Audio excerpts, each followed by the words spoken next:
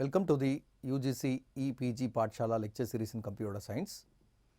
In this series of lectures, we have been looking at the subject database management system. This session will be a continuation from the previous session on temporal databases. We have the similar learning objectives since we try to continue on the features of a temporal databases. Previous session I have introduced on what are the specific features over which the temporal databases have been running. Let us try continuing on more set of features which a temporal databases would consider. So, temporal constraints include non-overlapping, uniqueness and referential integrity. So, there are seeming to be an update operation and delete operation of temporal records with automatic splitting and coalescing of time periods. Not only that, temporal queries at current time, time points in the past or future or over durations. So, temporal queries majorly represent not only current time, there can be time points which can refer to the past and there can be future time references also. In case of unknown future times, as I have told you already, which will be indicated by an infinity symbol or over durations. So, there will also be predicates for querying time periods. So, these are some of the essential features that is part of a temporal database.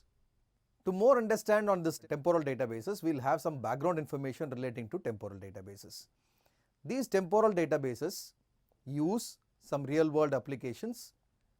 Database users realize that when they added date columns to key fields, some problems might arise. If a table has a primary key, for example, and there are some attributes which are listed, adding a date to the primary key to track historical changes can lead to a creation of more than intended.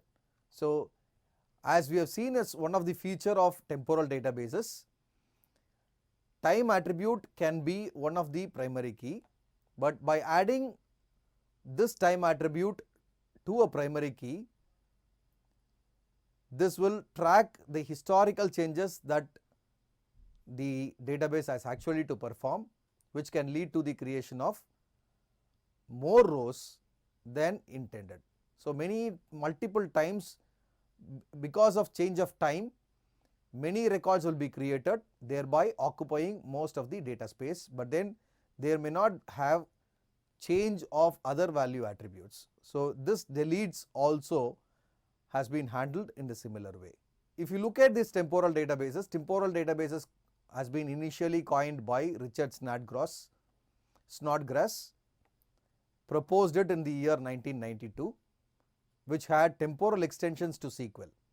So, by way of projecting a timestamp which is associated with the existing query, that is what we mean it as temporal extensions, that is on top of all the SQL expressions that we have been using.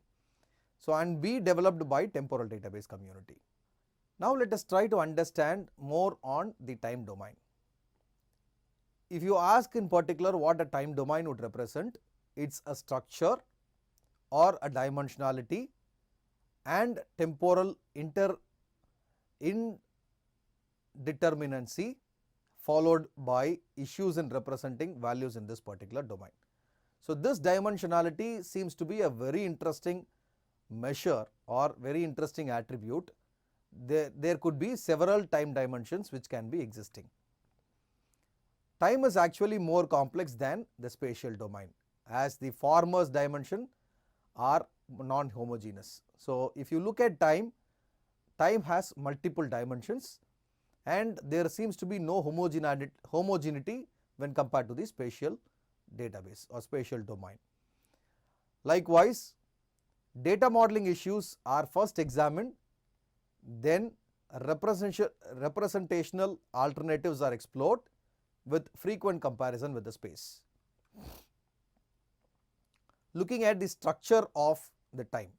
So, in previous slide we have talked about the time domain in terms of structure, dimensionality and temporal indeterminacy. So, we will look at more detail on the structure now. In case if we have a linear model, then time advances from the past to the future in the totally ordered fashion. Whereas in the case of a branching model, also termed the possible future models, there will be so many branches that will be existing. So time is linear from the past to now, where it divides into several timelines, each representing a potential sequence of events. Recurrent processes may be associated with a cyclic model of time.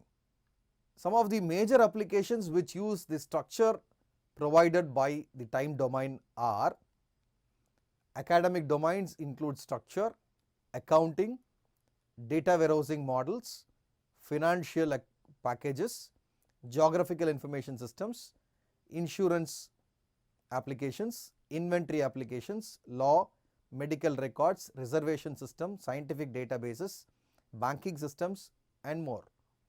As we have looked at the structure of the time, this is what we have been mentioning it as a linear model.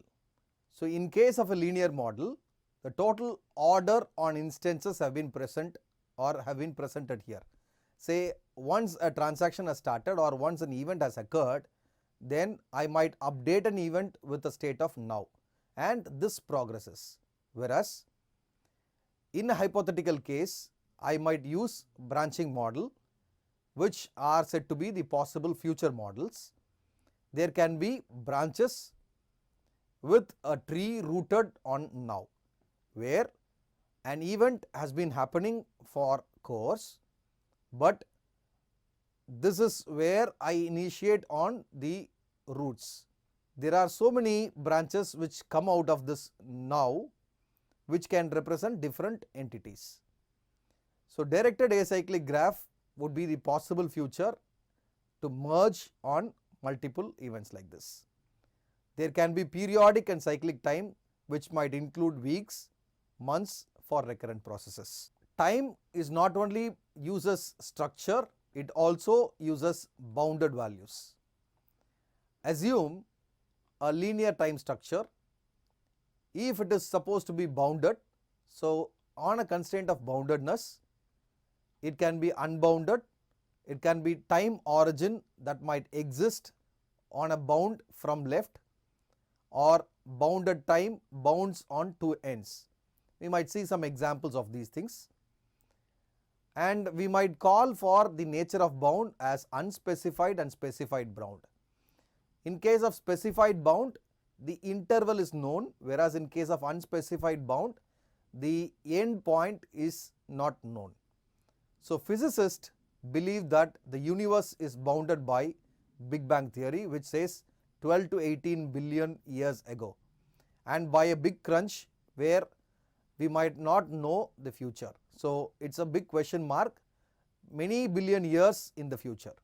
Not only that, one of the other dimension of time is density, which is supposed to be a discrete value where timeline is isomorphic to the integers. Timeline is decomposed, or timeline is composed of a sequence of non-decomposable time periods of some fixed minimal duration called chronons.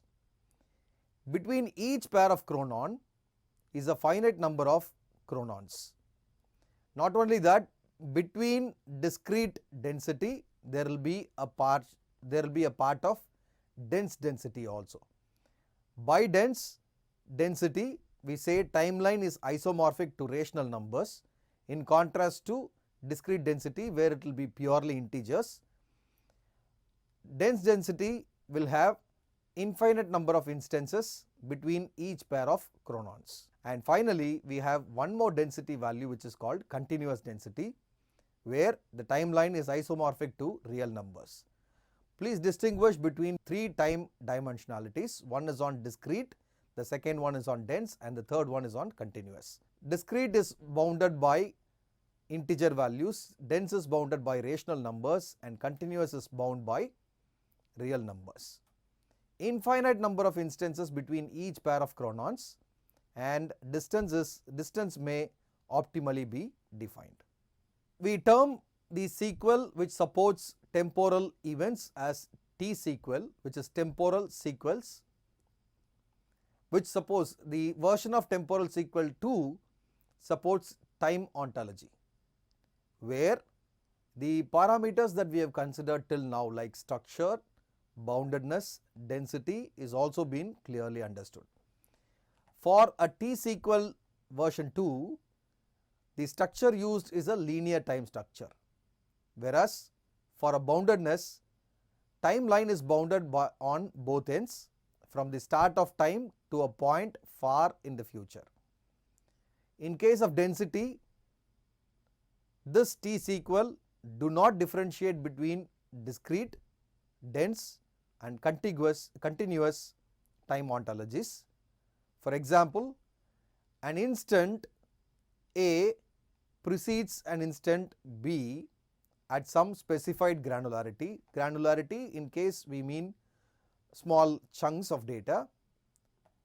Instant A precedes instant B at some specified granularity, where different granularities give different answers.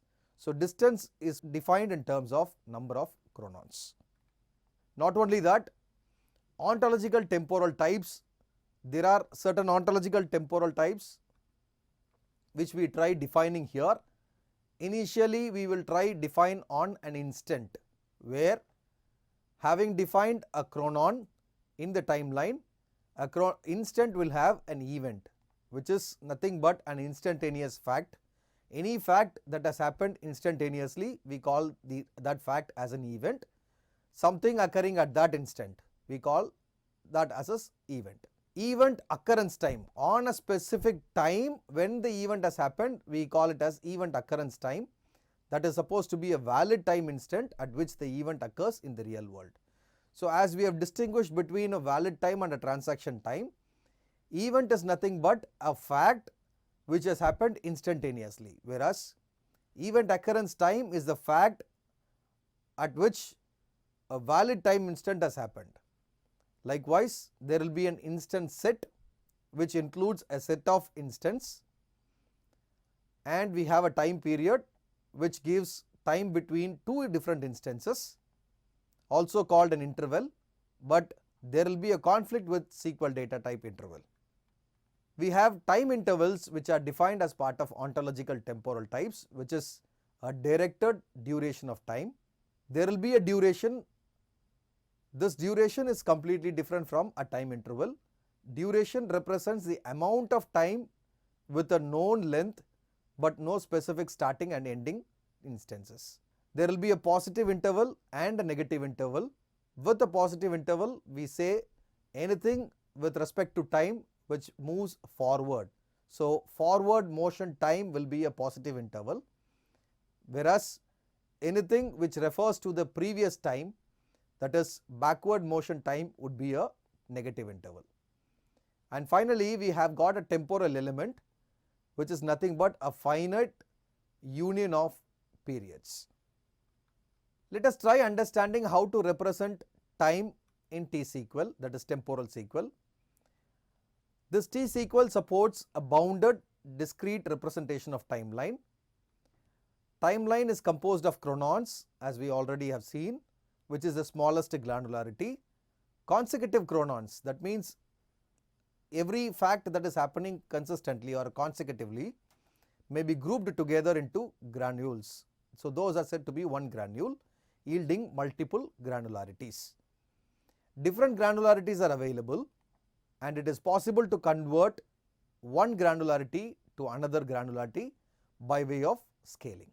How are temporal data types? So far we have looked at the temporal data types. Now we will try comparing the data types that is available with SQL 92, where actually the temporal version of it started, in comparison with the temporal SQL version 2 in terms of data types. SQL 2 included date as one of the attribute, time, date time which is the timestamp, and interval. There seems to be no default granularity associated with it, whereas T-SQL, temporal SQL ontology extension, provides one more data type which is called period, which actually mentions the to date and end date, from date and to date. That is, it has a time, date time, and another date time. Subtraction of these two date times mentions the actual period value. Now let us try understanding on the conceptual modeling of temporal databases. Conceptual modeling focuses basically on the application. To the application with which we are about to work, the major focus of temporal databases would be present. So this conceptual modeling will be technology independent. That means either it should be portable and also it should be durable. Not only that, by way of temporal conceptual modeling, we have user oriented queries which can also be written, and all these conceptual modeling techniques will be formal. That means it provides mathematical way of providing a result to it. Not only that, unambiguous specification is also being part of it. This supports visual interfaces like data definition and data manipulation. With data definition, as we might also know, data definition languages include create, commands like create, select and so, and manipulation like insert, delete and update. So this will be part of visual interfaces, and this conceptual model is the best vehicle for information exchange and integration. Basically, all the temporal conceptual modeling are semantically powerful data structures, and it is very simple to understand data model in a sense that few clean concepts exist which are already been made as standards, and there are well known meanings associated with all the standards and the concepts.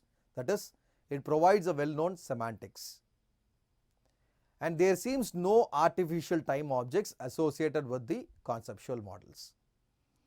And if you look at the time is orthogonal to the data structures associated, and this is being represented as various granules. As we have already seen, the representation of conceptual model gives a clear understanding and it provides a visual notation. There are intuitive icons and symbols as part of conceptual modeling. Orthogonality is one of the base associated with the temporal sequel. If you look at the complete ER that we have presented here, this is for a project and the employee. Say by means of orthogonality, we have three employees. We are trying to connect all the employee relations together in an orthogonal manner. A project where an employee works on, and an employee might belong to a department.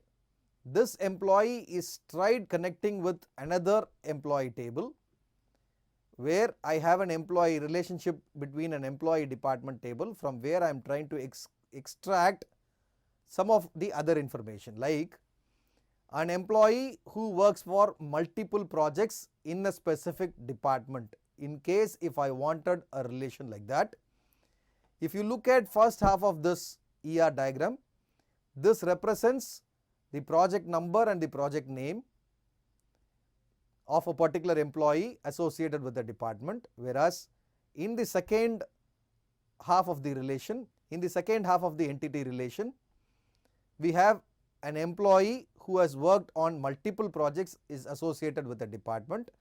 Now, if I try to understand both the relations clearly, then employee must be represented with employee's social security number, employee name, department and projects, but at the same time I will be explaining more on the life cycle. So between what and what duration a person has been working for this project, and there can be overlap between the projects also. Say in case a person may be dependent on two different projects, so there can be overlaps that might exist for a particular project, or there can be any individual instances over which a project can be executed. So that can also be presented. So that is the reason why as an employee we are trying to mention the orthogonal relationship here. Continuing with the temporal conceptual modeling, we have an explicit temporal relationships and integrity constraints mentioned as part of temporal conceptual modeling. This supports valid time and transaction time and takes care of from the past to the future. The coexistence of temporal and traditional data is also being looked at. Not only that, there is there are specific query languages associated with this T-SQL, and this comprises of a complete and precise definition of the model. There can be a question on what temporal information needs to be enclosed as part of temporal conceptual modeling. So, temporal information associated describes life cycle of objects and relationships. That is what I have mentioned in the entity relationship diagram. So, as part of entity relationship diagram, I have told you employee has a life cycle. So, this can take part in the period that is to be mentioned as part of conceptual modeling. So, life cycle of objects and relationships, validity of information values like timestamp, temporal relationships like temporal link, temporal integrity constraints are also associated with temporal information. Just have a look at this temporal schema. For example, an employee has a person, employee is supposed to be a person with associated details, but an employee receives a salary. An employee works for a department, so a department has a department name and budget associated, and department runs multiple projects, and an employee works on a specific project. So, we have a similar schema which represents temporal relation where the project has a specific duration mentioned and has a lifespan, life cycle mentioned as part of every relationship. So, you can ask me a question of what is this temporal object indicating. Say for example, in the case of the previous schema that I have represented, for a specific employee there exist attributes like name, birth date, address, salary and projects 1 to n. Say for example, I select a specific employee, the employee ID is 403, E403. The name of the employee associated with the employee table is Ram, the birth date is 8/9/67, address is Chennai and salary is 9,000. And the projects with which the employee has worked for is, there is one project which is called ABS, say for example, and the other project which is called RES. For two different projects this person has been active. So, between the duration, between the months 9/2005 to 12/2005, he has been active enough in working on the projects. So, there is an activity life cycle which is indicating between this duration he has been active working on both the projects. Whereas, on a specific another instance, between 10/2006 to 12/2006, the project has been suspended. Say for example, RES being a project, this may be suspended for a temporary duration. So, with what as a duration, the object like projects is been active and when it has been suspended. So, the life cycle information on the complete detail about the project can also be a part of TSQL. Having understood on the term of life cycle in the temporal SQL, we will try understanding on the object life cycle or the relationship life cycle. So, this life cycle is to be understood from two different perspectives. One is called continuous life cycle, the other one will be discontinuous life cycle. With continuous life cycle, from the time of creation till the time of killing the process, the entire cycle needs to be understood. Whereas, discontinuous, I will create a process, I will suspend it for some time, then I will reactivate and kill. So, there seems to be a discrete time activity that is happening instead of a continuous activity. So, I repeat, with continuous we have a creation, we have a killing time alone. Between that the overall process is trying to execute, whereas with the discontinuous life cycle we have a create, in between there can be a suspension. So, we can suspend on it, we can reactivate.